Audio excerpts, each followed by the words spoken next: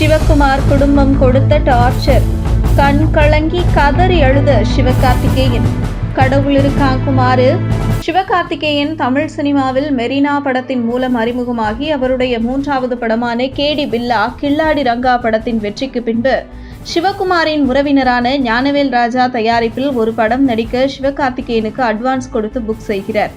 ஆனால் படம் தொடங்கப்படவில்லை. மேலும் அன்றைய காலகட்டத்தில் சிவகார்த்திகேயன் எந்த சம்பளம் வாங்கினாரோ அந்த சம்பளத்திற்கு அக்ரிமெண்ட் போடப்பட்டது.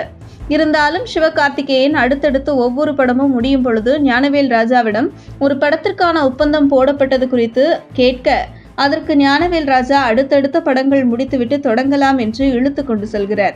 இந்த இடைப்பட்ட காலத்தில் ரஜினி முருகன், வருத்தப்படாத வாலிபர் சங்கம் என சூப்பர் ஹிட் படங்களை சிவகார்த்திகேயன் கொடுத்து மிகப்பெரிய அளவில் அவருடைய சம்பளமும் கிடுகிடுவென உயர்கிறது.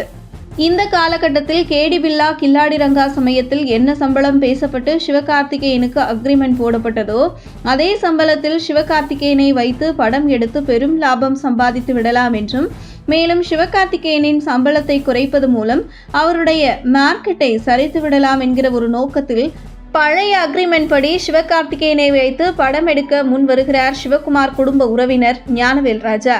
ஆனால் அதற்கு சிவகார்த்திகேயன் ஒப்புக்கொள்ளவில்லை. வேறு படங்களில் நடிக்கிறார். ஆனால் தன்னிடம் இருக்கும் அக்ரிமெண்டை காட்டி என்னிடம் NOC வாங்காமல் சிவகார்த்திகேயனை வைத்து படம் எடுக்கக்கூடாது என தயாரிப்பாளர்களுக்கு முட்டுக்கட்டை போடுகிறார்.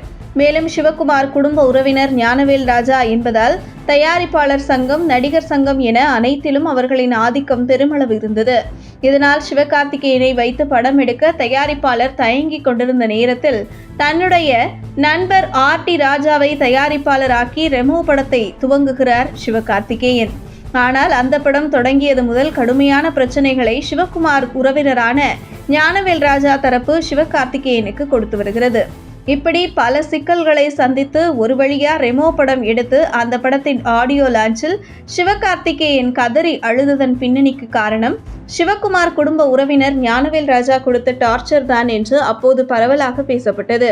இந்த நிலையில் சினிமாவில் சிவகுமார் குடும்பத்தின் ஆதிக்கம் சினிமாவில் மிகப்பெரிய அளவில் இருந்ததால் ஞானவேல் ராஜா கொடுக்கும் டார்ச்சரை சமாளிக்க முடியாமல் இதிலிருந்து எப்படியாவது வெளியே வந்தால் போதும் என்று ஞானவேல் ராஜா தயாரிப்பில் மிஸ்டர் லோக்கல் என்கிற படத்தில் நடிக்கிறார் சிவகார்த்திகேயன். ஆனால் இந்த படத்திற்கு பேசப்பட்ட சம்பளத்தை சிவகார்த்திகேயனுக்கு கொடுக்கவில்லை ஞானவேல் ராஜா. இதனைத் தொடர்ந்து சிவகார்த்திகேயன் நீதிமன்றம் சென்று பஞ்சாயத்து எல்லாம் அனைவரும் அறிந்தது. இப்படி ஒரு மிகப்பெரிய ஒரு கூட்டம் ஞானவேல் ராஜாவை வைத்து சிவகார்த்திகேயனை சினிமாவில் வளரவிடாமல் மார்க்கெட்டை காலி செய்ய போடப்பட்ட திட்டம்தான் என பரவலாக சினிமா வட்டாரத்தில் பேசப்பட்டு வந்த நிலையில் தற்போது சூர்யா நடிப்பில் ஞானவேல் ராஜா தயாரிப்பில் வெளியான கங்குவா படத்தை மக்கள் ஒரு பக்கம் கழுவி கழுவி ஊற்றி கொண்டிருக்கையில் சிவகார்த்திகேயன் நடித்த அமரன் படத்தை தலையில் தூக்கி கொண்டாடி வருகிறார்கள். இதுதான் கர்மாவா என உங்கள் கருத்துக்களை கமெண்ட் செய்யுங்கள். உங்கள் தின சேவல்.